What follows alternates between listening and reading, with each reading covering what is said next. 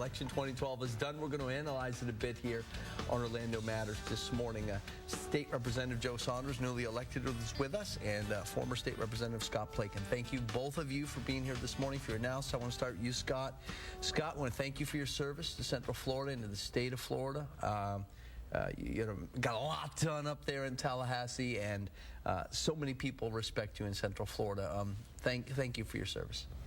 Well, thank you, and I appreciate the kind words. And yeah, I think in 4 years I've filed 52 bills, and I don't know how a lot of those passed, and co-sponsored 210. So I tried to be active and work hard, and I like to think that I got 8 years worth of work done in 4. But, you know, before that, I think you should congratulate newly minted Representative Saunders on your win, and, you know, good luck in getting going, and, you know, it's and don't look forward to any sleep when this guy slept with all those bills he filed. What are your thoughts on heading to Tallahassee? I'm sure you're excited. You got a big smile on your face this morning. I'm very excited. I thought I would get a little bit of a break after the election. I got about 12 hours, and that's been about it. I do actually want to thank you for your service, Scott. Thank you. This has been one of the biggest challenges I've had in my life, and I think anybody who steps up to ask the public to let them serve them and represent their values deserves some credit. And I'm excited about going to Tallahassee because I think there's some big challenges to tackle, and hopefully I'll represent the people of District 49 well. Let's talk about the presidential race, because long after all the rest of America had reported their states, Florida was still counting. President Obama won it by a narrow margin. What do you think happened in Florida, Scott?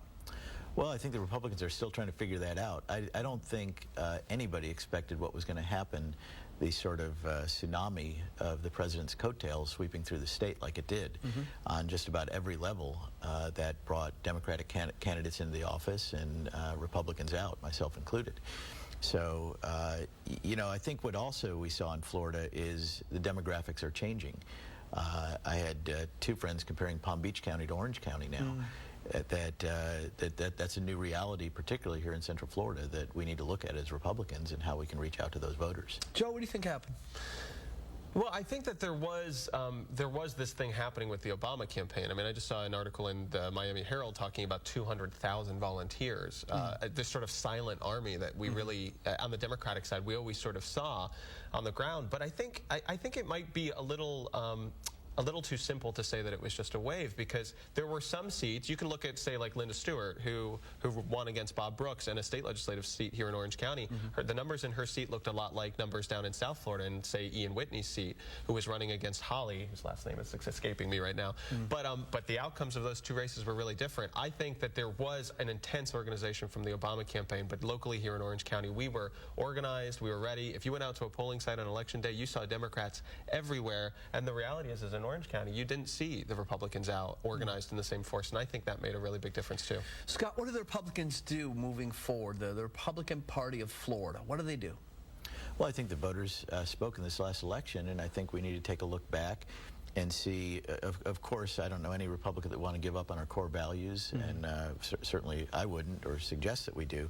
I think that we need to look at the new demographics and see how we can reach out to these voters and, you know, and learn from what just happened. I think that the clear message was sent. And I think even going into the next 2-year cycle, we need to learn pretty quickly so we can be effective going into 2014. What do you think? I think there was a pretty clear message. You know, the Democrats, everybody that I saw running hard, we all talked a lot about public education. We talked a lot about the priorities and decisions that were made in Tallahassee. And, you know, I'm really sensitive to the incredible challenges that the legislature has had. I've seen it as an advocate going back and forth. There were budget shortfalls. There were decisions that had to be made every day. But at the end of the day, education was cut a lot, and that was an issue that kept coming up.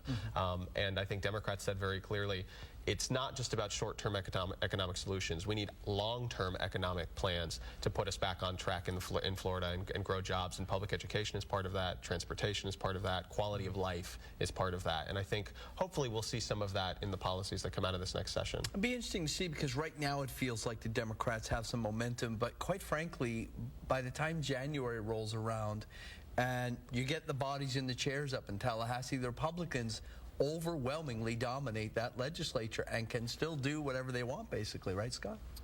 Well, I agree with you there. I mean, I know the Democrats are really excited, but they still have, you know, Minimal we have 76 seats and of the 120. So to put it in perspective.